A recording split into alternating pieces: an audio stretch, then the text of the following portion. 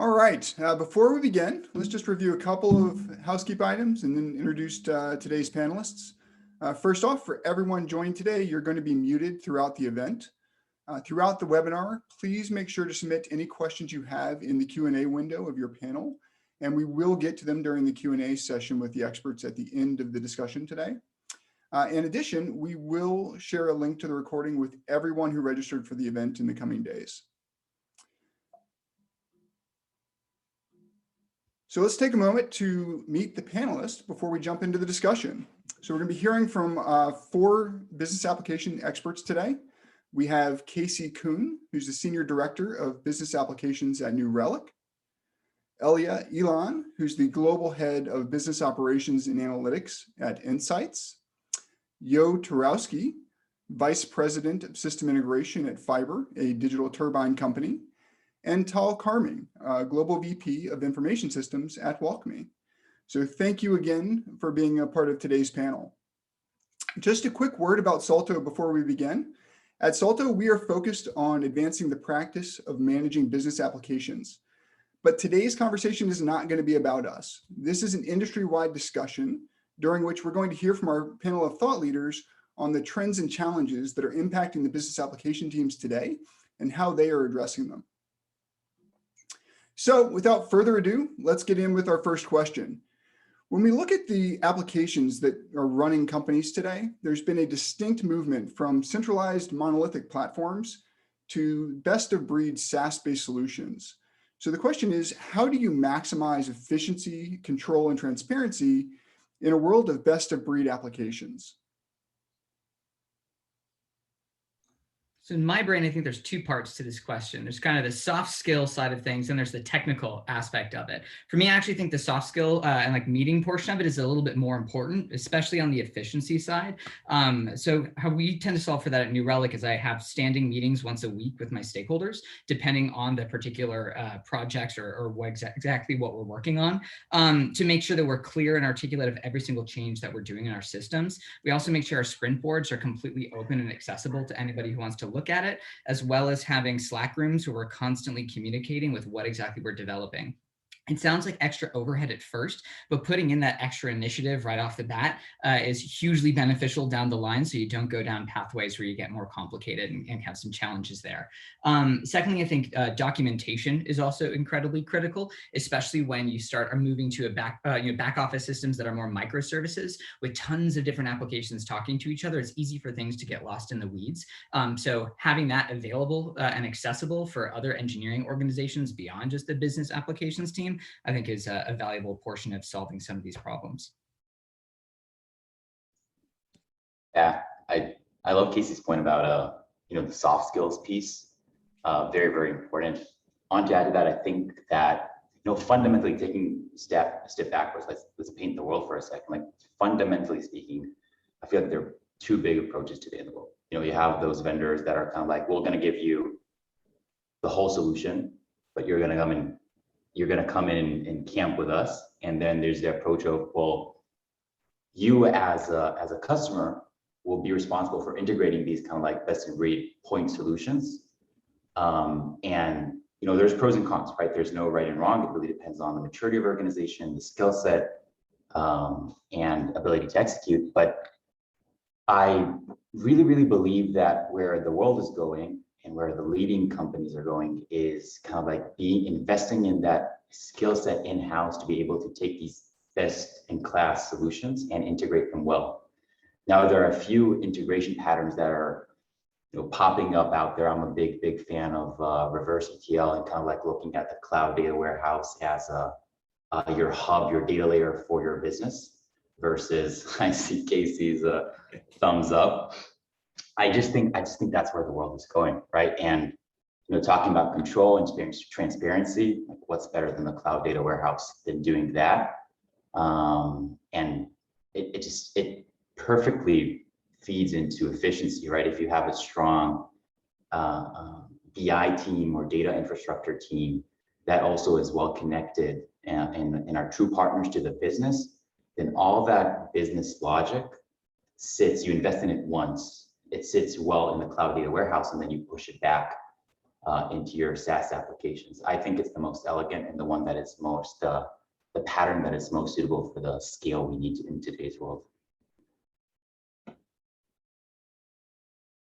I definitely second that. Having one source of truth for information for all the systems is critical, especially with so many different SaaS systems that are integrating. It's easy to have just point-to-point solutions across, your dozens of SaaS systems, but having one place that everybody's looking at for that data solves a lot of problems with transparency.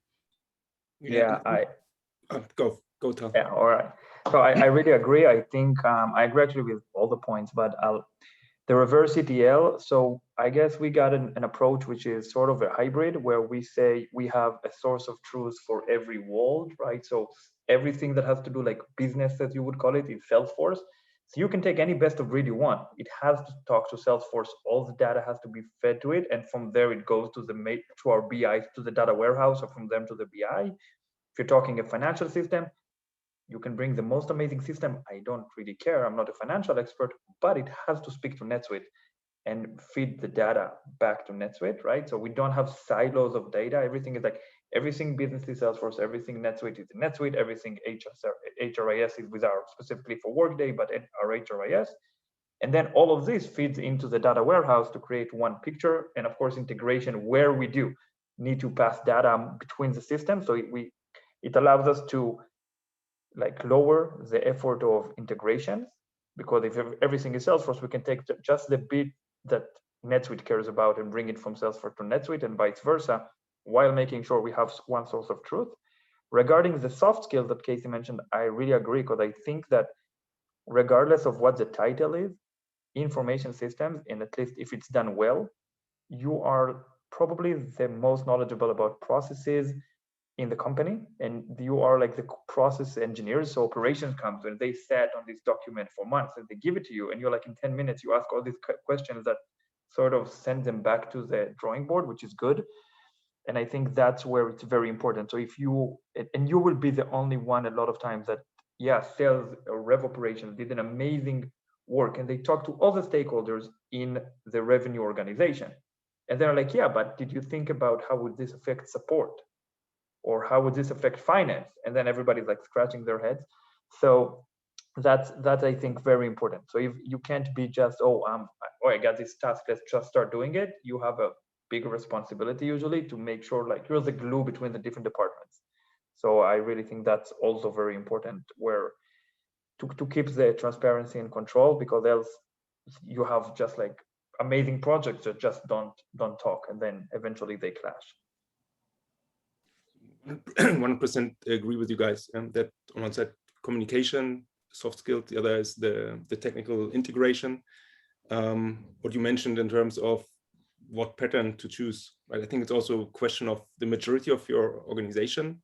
Probably you will start with point-to-point integrations because you just don't know better in the beginning. But yes, investing in the integration, having a dedicated team for that, spending thoughts how you want to integrate definitely pays off long term. So something you should start doing early. Got it. So I think this leads well into the next question, which is that certainly this has an impact on the structure of the organization. So we'd love to hear your thoughts on the evolution of the business application teams and what trends you're currently seeing both within and outside of your organizations. I mean, for me, admittedly, I love it. I think it's a great time to be in business applications right now. When I started back then in consulting 10, 15 years ago, you had like teams of tens, sometimes even hundreds of people just for one business application.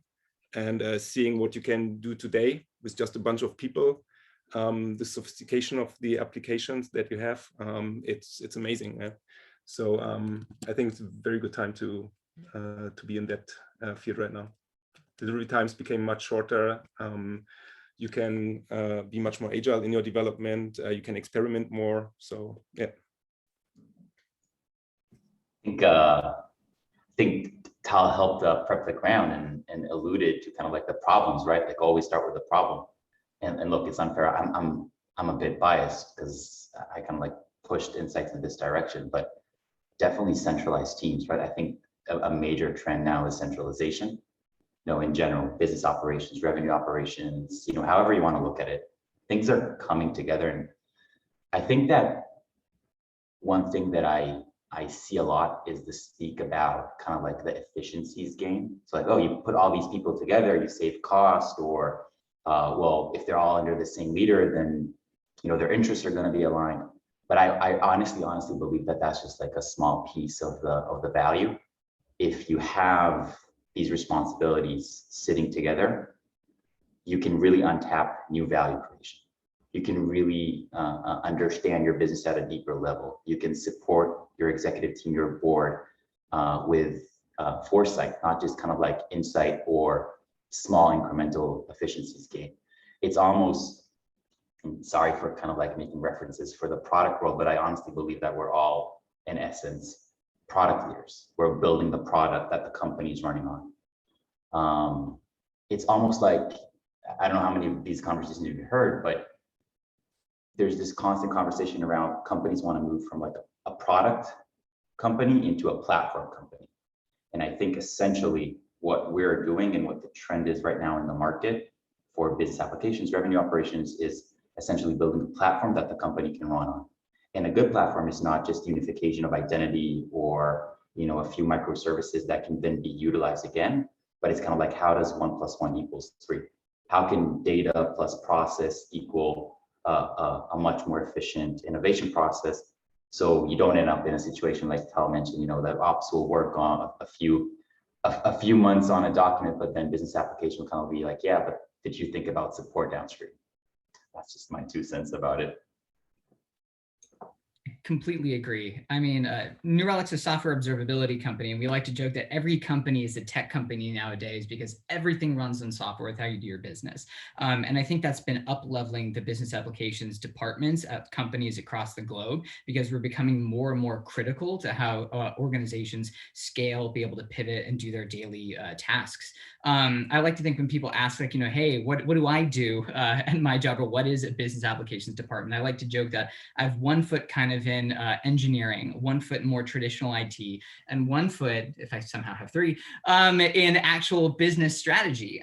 Because in the past, I feel like teams like biz apps teams or IT teams usually just had, requests kind of come down and you go and execute on it. And that strategy comes from a different department or some certain different C-levels, maybe in a different vertical. But nowadays, I'm finding more and more frequently that biz apps teams or CIOs or chief data officers actually have seats at those strategic decision-making tables, because how we execute and what we can do and how easily we can do it is so critical to the health and success of the growth of a business. That's really shifted, I think, the way a lot of people think. Yeah, so I'll go last, and I'll agree with everybody, because that's always the easiest thing to do. But I always say that the reason I love being in business application, information systems, whatever you call it, is that I am both product and R&D together. So it's great. It's fun. You you understand what your customer needs. These are internal customers, but eventually it doesn't really matter. And then you go and develop it. So you have the full responsibility, and you also have the satisfaction of having the full cycle. And you're not just products that, oh, I need this done, and then R&D comes and says, yeah, 6 months from now, you have the ability to prioritize. And I think that's also one of the biggest value of having centralized business applications, because it's, it's not nice to always tell someone that, but if you have a dedicated resources in sales or marketing, so they do sales or marketing, but maybe now from a strategic company perspective, marketing is not the top priority. Maybe we want to put all our resources into sales or finance or integration or whatever we need. And it's never nice to tell somebody, hey, listen, yeah, we can do some stuff, but you're not the top priority. Let's speak in next quarter. But as a company, it's a smarter thing to do. So that's why I think centralized makes more sense. On top of everything that was said already about, and it's not just efficiency. I think it's not just efficiency internal. I think that when a business applications team works well, it's like a multiplier. So I always say, especially when I have conversation about salaries and stuff, yeah, you get somebody in R&D, so you get this great developer, and you did whatever you needed to bring them. So now you have 1 developer, which is amazing, on a 300 people team or 1,000 people team. If you get a business application which is really strong, now you have an amazing person on a 5 people or 10 people or 20 or 30 people. It's very small teams that have tremendous impact on your business. If your processes just don't work well, you have an entire department that just work inefficiently or frustrated, or data, no, you can't get like make decisions based on data. And I think companies are starting to see that. So definitely everybody starts saying that every company is a data company, which makes it a technology company. So I think this is a trend, starting to understand the importance, starting to understand the impact, and starting to understand that you need a very broad skill sets that doesn't exist in many of the roles, because you need someone who can think as an engineer but communicate sometimes as an operations person or even a marketing, and have like a hat of, is this smart as a process, on a strategic level. And you find yourself sometimes you have somebody in business going and saying, well, I understand the C-level asks this, but it doesn't make sense. Right? So I think it's a very, very broad, and that's a realization that is slowly building up more and more, that these teams are super important and every person counts in a way that is just unmatched with any other department. Agreed. Yeah. Fantastic insight so far. I just want to remind all of our attendees before we go on to the next question, if you do have any topics, questions you'd like to present to the panel, please go ahead and enter them in that Q&A box down at the bottom of your screen. We will get to those as we get to the end of the conversation today. So we have talked a bit about the structure of the organizations and the strategic impact that the business application teams are having today. Would love to get your thoughts on how do you measure the success of those teams, right? So what are the right KPIs that leaders should be looking at as they look to measure the success of the business application teams in their companies? Okay, I'll go first now, so you can hopefully agree. So I think that it's very hard to set up success KPIs. I think that traditional IT or of measuring number of tickets and stuff like that, I think it's a bit missing the point, because it's very hard to measure your impact sometimes. I like to do it based on strategic projects that we were able to deliver. So maybe I did 500 tickets, maybe I did 200, maybe I did 2,000, but maybe all of them were in the wrong place or very small nuances, and I didn't really deliver any substantial value. And a lot of time you can create tremendous value by really just having a focus of like 1, 2, 3 weeks of work. You can really make an impact versus just wasting the same time on like countless tickets. So I think the KPIs are more soft in that respect. To these are like, what am I trying to achieve? What problems am I solving? And trying to run to that with the tickets as an something that always has to take place in order for the business to keep on running.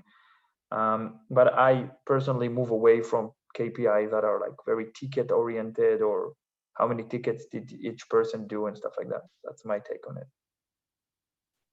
I think Tal alluded to this, and I know Tal has very strong opinions on how do you KPIs are the way you measure, but like how do we even organize work? How do we build as an organization? Maybe we can hear more of that maybe later, Tal. But in terms of KPIs, I think for me, and I preach this everywhere I go. I think the one unifying KPI, financial KPI, that all executives and teams, especially multidisciplinary holistic teams, should align around is net dollar retention. There is no stronger KPI for unification purposes and alignment. But even if you look at like data, and I'm gonna financially nerd out for a second, if you look kind of like at all the public SaaS companies right now, and you look at their enterprise value to revenue ratio, which is kind of like, you can dumb it down into, this is the premium, right? Like if we make X dollars and that company makes X dollars, and they have a multiple of 12 and we have a multiple of 10, then they have a higher premium, right? That's pretty straightforward. And if you kind of like run a regression on that, and you look at what are the most impactful variables or KPIs that drive that high enterprise value to revenue multiple, it is by definition net dollar retention. It's like the most powerful thing. It explains the most of companies' values. So it's like those combined, the beautiful alignment aspect and helping people really think through the whole revenue process end to end. It's not just marketing, generating top of funnel. It's not just sales, closing the deal. It's everything from marketing to customer success, renewing and expanding. I want everyone on my teams, I want everyone I talk to kind of like really look at the world through that net dollar retention perspective. So definitely KPI people around that. That's my philosophy at least. Completely agree. I think KPIs can be a bit challenging though, too, depending on what that I stands for, right? Too many people think that key performance indicator is actually an objective, which isn't necessarily the same thing. Like dollar net, retention rate is a critical objective for a company to keep for you to grow and scale, right? And just the health of the organization. But certain types of KPIs, if you set them, oftentimes the moment you start to measure something, everybody will start to rotate to make sure that that number looks good. And oftentimes, if you are not careful with how you set those KPIs, you might have teams that'll over rotate to get that number or whatever that metric is at the expense or cost of something else. Frequently, I find that tends to happen with scalability of systems. People will take shortcuts to get that number to look good as quick as they can, which might lead to a long-term pain point within your organization. So it's always good, like Tal was saying, look at it from a higher level perspective and focus more on the kind of core objectives of what you're trying to get at, not just optimizing for a given number. Although dollar values are that's definitely an objective. Yeah, I mean, to add maybe another dimension to it also is you can look at it from like some of the standard, more boring KPIs out there, like cost optimization, license costs, for example. You can look at it on things like process execution time. Yeah, how much with the latest project, how much could I improve the month-end closing process and reduce the days required? How could I reduce manual efforts? How many people are now required in the billing team before that? So to see the success of the projects for business application teams.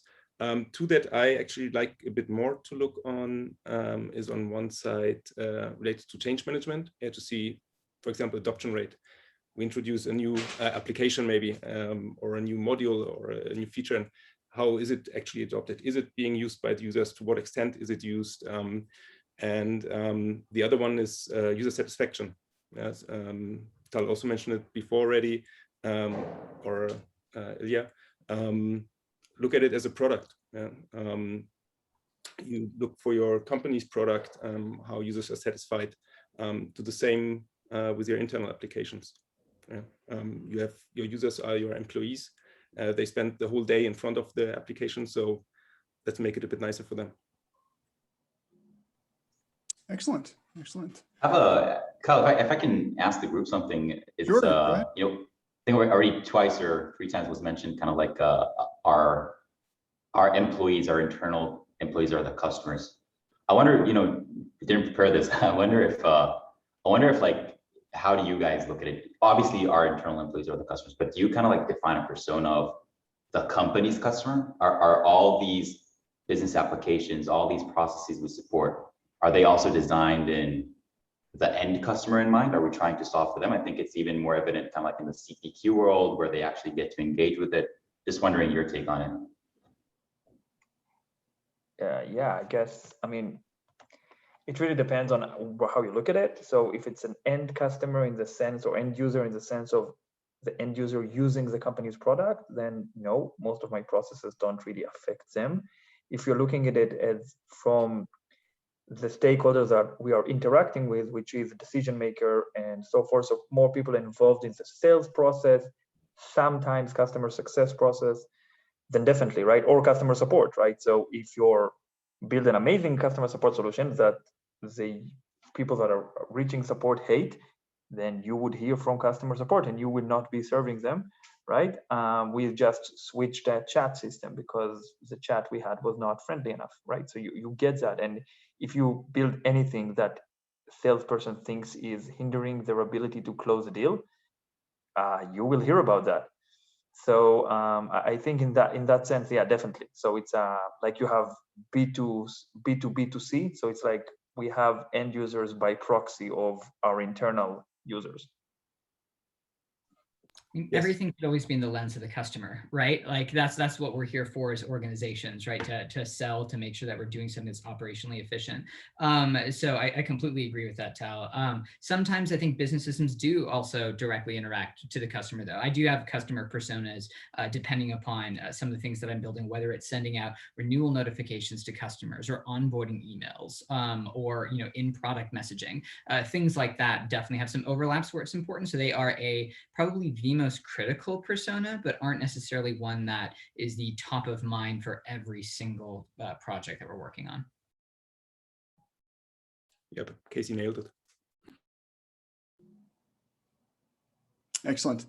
So want to change gears just a little bit with the next question here.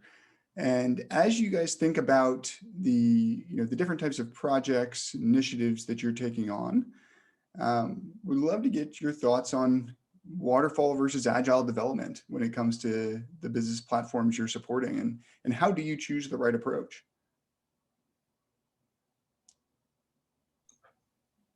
I'll take that one first. So I'm a big fan of Agile. I know lots of companies tend to block their deployments like on, say, a weekly or monthly cadence.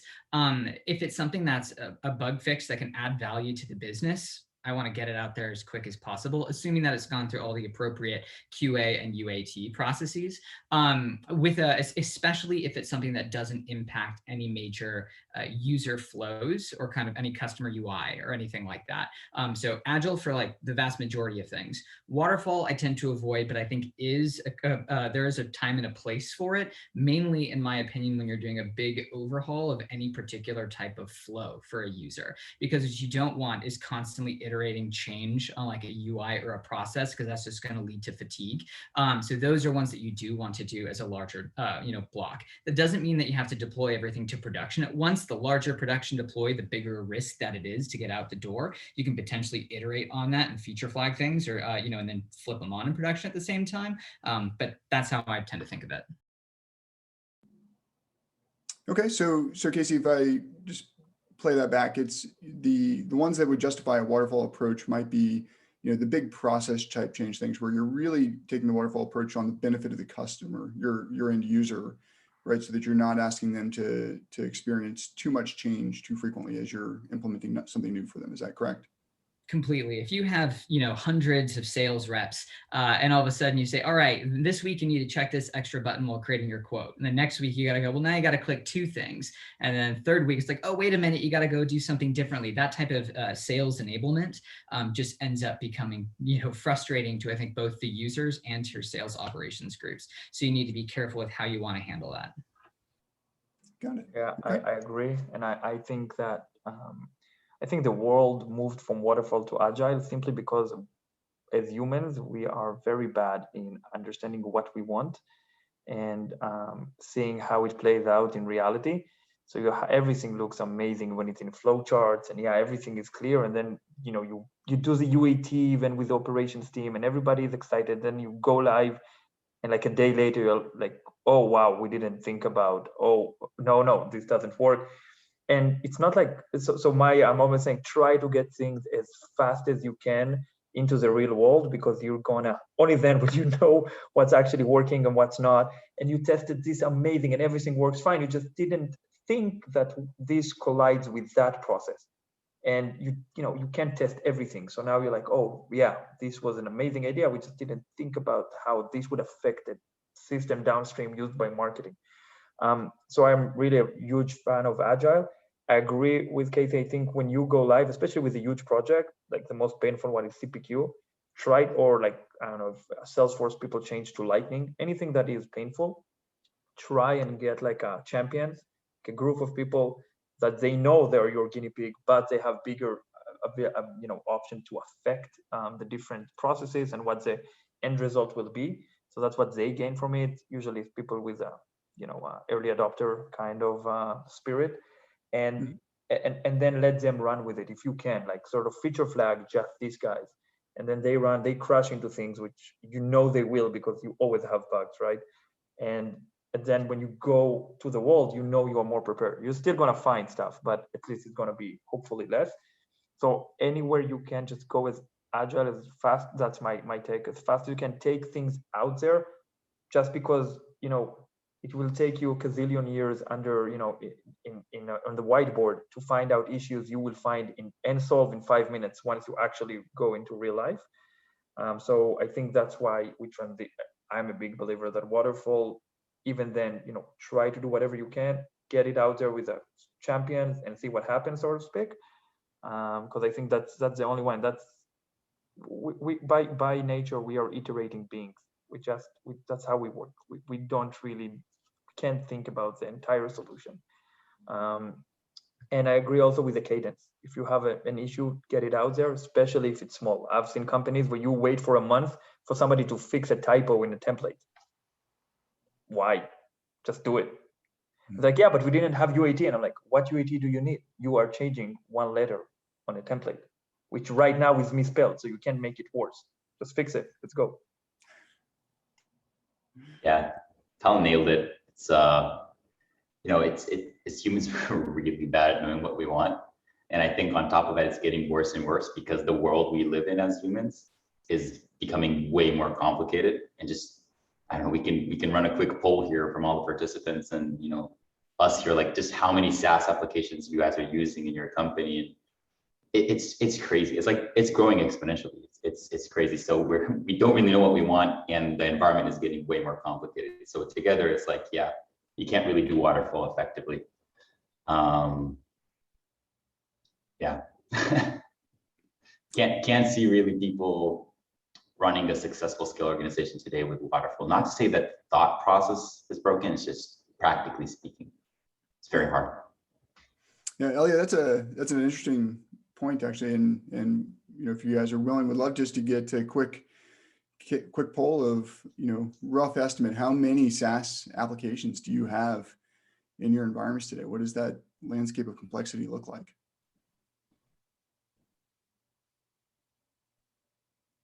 A lot. Yeah, A lot. hundreds. Yeah, and all of them are super important to someone, but then you don't really know. Like, seriously, it's yeah, you have so many interdependencies that you could sit for a month and think, and you would still miss something because. I think last time I checked for us, it was over 80, and it's growing. And you obviously can categorize them, right? Like, critical, and they have dozens of users, and like that SaaS application that just 2 people are using because they love it. But it's definitely growing really fast. There's really interesting research out there about this. It's growing really, really fast, and let's be realistic, right? Like, this is going to be converging under us. Like, we need to take care of this. I forgot who it was here, but that mentioned, that effectively companies today are, codified pieces of software, right? Like, all companies are essentially tech companies these days. Yep, this is a very strong trend, and don't get me even started on product-based usage and consumption. When that comes in, I think that business application is going to be the leader of that. I just read yesterday actually that Germany, which is not necessarily at the forefront of moving IT into the cloud, that even here, like 10% of the companies are not yet in the cloud, which is, I think, an amazing number considering like the structure of old-fashioned family companies, a lot that we have in Germany. So yeah, cloud is ruling big time. Wow. So I think this also leads directly to the final question, which is, with all this complexity and with the importance that the business application teams now play in the strategy of the company, how are you planning your roadmaps? How far out in advance are you able to plan? And if you want to kind of highlight any of the major milestones you're targeting over the next quarter. back in my product management days, I would start with like a full year roadmap tied to like, for on a month by month basis to get everything done. Then, after that got blown up many, many times, I decided that probably wasn't the best way to handle it. Nowadays, what I tend to do is focus first on fiscal years and look at what the key strategic initiatives to accomplish, usually 1 to 3 years out, especially if I already have budget kind of allocated for those projects. Then a little bit more myopically have quarter buckets of like smaller level, like medium level initiatives that I want to build. And then I always have, and I work with my program managers on this, a more rolling 3-month forecast that's more specific and a more an execution level of what exactly that we're doing that's fairly detailed. And I update that once a month with my program managers of the respective departments, just to make sure that we have that going. And that, of course, gives enough flexibility. I think all that has some buffer room in those planning sessions as well. We aim for about 20% slack time for unknowns. And so it allows you to have like a crisp, like 3-month cadence, but it gives you that flexibility for like the changes in strategy that are probably going to be coming down the pike. Yeah, I guess that when I started, people kept on telling me you need to have a 1-year plan or a 2-year plan, and I listened and I kept on finding 2 things. One, that I would go to the business leaders and ask them, okay, what are your plans for next year? And they would have no idea, really. I mean, and I thought, at least at the beginning, I thought, okay, this is a very, I'm working in a bad company. All the leaders here have no idea. They're just clueless. And I would go to a serious company and they would know. And then you go to the next company and then you speak to your friends. And then you find out that, as Casey mentioned, that, I mean, right now, what Casey mentioned says that blew me out, that you have like 1 to 3 years. Right now I have like, I guess in the beginning of the fiscal year, we had, these are the big projects we are hoping to achieve if the business is ready. And then I'm looking at this quarter and next quarter that I want to make sure I know what projects I'm going to do. I have 20-30% of unknowns, and anything beyond that, sometimes we do, but it's a lot of times it's like, oh, we want to implement a customer portal. Okay, and what do you want there? I don't know, but it's like a block. So I always work by this quarter or next quarter. And in the beginning, when I'm having like the budget for next year, then soon we will start talking and trying to understand what are the big blocks. Understand, okay, if we do that, how much money are we talking about? So have a budget framework in place, but actual planning, 3 months out is optimistic, because I know stuff is gonna come, and when it comes, it's always urgent. So. Anything beyond a year is not a roadmap, it's a visionary statement, given how things change. Yes, definitely agree with that. I mean, we use OKRs at Fiverr, which I think gives you a nice balance of, it gives you some outlook of the bigger topics coming this year, and which is moving the whole company. And still gives you enough breathing room to be flexible and adjust and react like on a quarterly basis. Also, I think where it helps you most is not so much to make sure for your team to know, okay, what are you working on 2 weeks from now, 4 weeks from now? I think in high tech, it's just difficult. The market is moving too fast. The business model might still be under evaluation. So to come up with something for much longer is difficult. But it helps, at least with the communication. As Tal said, going to the business leaders, asking what they want to do, at least having the joint understanding or common understanding what we want to achieve, and then maybe uncovering a surprise here or there that otherwise would have hit you on very short notice. Yeah, these are, I have a fundamental problem with roadmaps. I think they're too internally looking in nature. It's kind of, if you really think about this, the roadmap is kind of like, here's what I'm going to do, right? And yeah, obviously it should build on stakeholders' input, but I think just the way we build roadmaps are very single dimensional. And I think a proper roadmap should be kind of like multi-minded, in the sense of kind of like, how does the market look like, right? Like, what are my competitors doing? What are they investing in? And then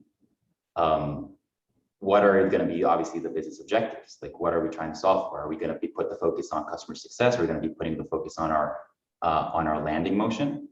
And then I think the biggest missing piece is not just a roadmap, which is more kind of like a building schedule, but an impact roadmap. So if you think about like the temporal effects of building software, we're fundamentally building software that is impacting business processes. Let's just pick at customer success, for example. We might build something in Q3 and deliver it end of Q3, and it's for customer success, but we're only going to see the impact in the KPIs next year when a full cycle of renewals comes in. And I think that's a piece that is really missing when people communicate with their E-team or their board around, like, there's the piece of building, but there's the piece of realizing the value, and they don't necessarily happen at the same time. I think it really helps kind of like create that buy-in and support for important projects that are not necessarily just in the landing motion where value is realized quicker. Got it. Excellent. Well, thank you, everyone, for your insights so far. We do have a few minutes left. So if anyone has any last minute questions they want to add to the Q&A panel, I think we have time to get to one or two of them here. Just take a quick look. All right. So actually, one here that I think has been referenced to numerous times today. So would love to get your thoughts on it. And so as the hub of all automation processes, how do you face communication challenges? And I think this is referring to communication challenges with your business partners.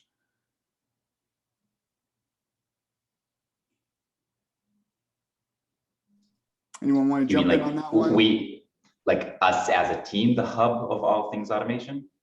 Yeah, so I think the question here is that, with the business application teams becoming the center of, all data around kind of the operation of the business and all the different stakeholders you have, how are you effectively communicating with those business partners to, kind of manage that relationship and make sure that, you're supporting them properly and working on the right things? I mean, yeah. I've seen weekly meetings with different stakeholders, sometimes delegated to different program managers or project managers to handle that, to do just radical candor and open transparency about what we're working on, what our roadmap is, what's prioritized. And if we have any conflicts in terms of, say, different C-levels have different strategic objectives that have conflict with resourcing, then we have an escalation pathway for how we want to handle that. I'd say the biggest challenge with communication sometimes is talking through about what actually needs to be automated versus being automatic, and what the ROI for investing in development is. If it's one use case that happens every 3 months, do we want to spend a month and a half of engineering effort to go and build that? And that, I think, is the most challenging portions of communication that I find in those fun conversations. But in general, yeah, consistent, constant feedback and communication is critical. I think one other dimension to it is, as mentioned before, oftentimes in the business application teams, the processes best, and all the edge cases to it, all the critical points to look for. And like, for example, our CEO used to call us the spider in the middle.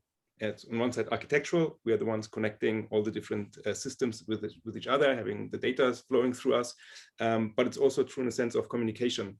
We are the ones talking with all the different teams, departments, talk to business, to HR, to engineering, and oftentimes what I see that there's that we are kind of translators also. We have the different stakeholders coming in, speaking their own language, having their own terminology, and us being in the fortunate situation that we then can help facilitate the communication there. So that's maybe not a challenge, but just part of our daily job, pretty much. Yeah, I agree. I think we also, as in general, need to help the business understand what they actually want, and whether they are, because a lot of times they will have an issue, and you will bring a solution. And you say, "Oh, we can do this," and like, "Yeah, but what about?" And then they give you an edge case which happens, as Casey mentioned, once every 3 quarters, once every 3 months, and it takes them 10 minutes to solve. Like, okay, so I can solve 99% of your problem tomorrow, or build something huge that will probably never happen. And if it does, you will deliver it in 1 year. And you will be working fully manual for 100% instead of for 1%. And you really need to help them do that sometimes, because they sort of get lost because that's their day to day. So they think about all, they want the perfect solution, and you need to be the person telling them, yeah, I can get you a 99% or 95%. Then let's work from there, building on the iteration mindset, because usually when you solve the 95%, the next thing you do to improve that process will be not related in any way to the issues they raised before. Got it. All right. So we have come to the end of time here. So I do want to thank everyone for sharing your knowledge and insights with us today, and with all of our participants. As I mentioned, we will be sharing a recording with everyone in the coming days. Would also encourage everyone to visit Salto.io for more information on Salto's platform. And you can always reach out to us at info@salto.io with any questions that you have. And we also want to share, we just made an announcement today. We have released numerous new adapters. So we have, I think, 5 additional business applications that are now supported on the Salto platform. So we've got a blog post that you can go check out on our website as well that goes through and details all of that. So encourage everyone to go check that out, and please let us know if you have any questions. So appreciate everyone joining today, and I hope you enjoy the rest of your day. Thank you very much. Thank you. all. Bye, guys. Guys. Bye-bye.